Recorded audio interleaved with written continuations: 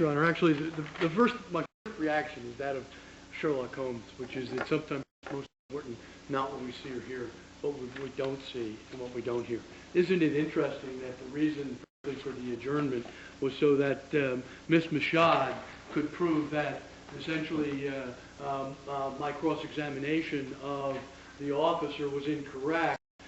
and that in fact the domestic violence order didn't call for the confiscation of her weapon, and that she was going to produce proof and to provide me with copies of that proof, and wanted time to do that, and requested the adjournment of the case in order to do that. In fact, she didn't do that until ultimately there were numerous questions, and then finally provided me with a copy of the applicable restraining order, which is identical to the restraining order which the officer was confronted with, which does require the confiscation of the weapons, as well as a transcript of, in fact, the hearing, which also confirms that it was an order in which those weapons should have been confiscated. So the line of questioning is relevant for purposes of addressing the motive and intent of the witness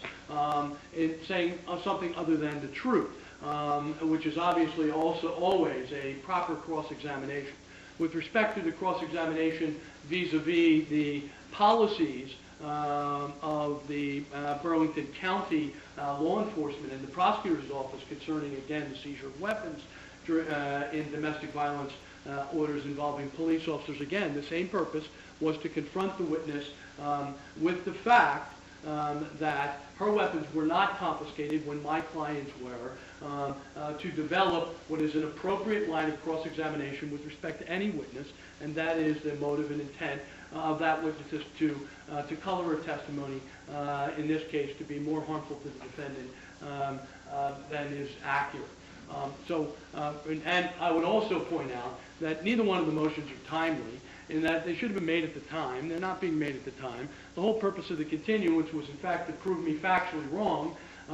That did not come out of Ms. Mashaw's mouth, which, frankly, as I indicated, what is most of the time most important in finding the truth is not what is said, but it was not said. And the fact that she did not say that, I think, confirms the fact that, in fact, the order was as I described it, and as I confronted the witness with it. And that is so confirmed with what was sent to me, and the tape, in fact, that was also sent to me. So for all of those reasons, I believe it was appropriate cross-examination, and I ask Your Honor to find not only that the objection is not timely, is not why we continued the case, but also has no basis in fact or law.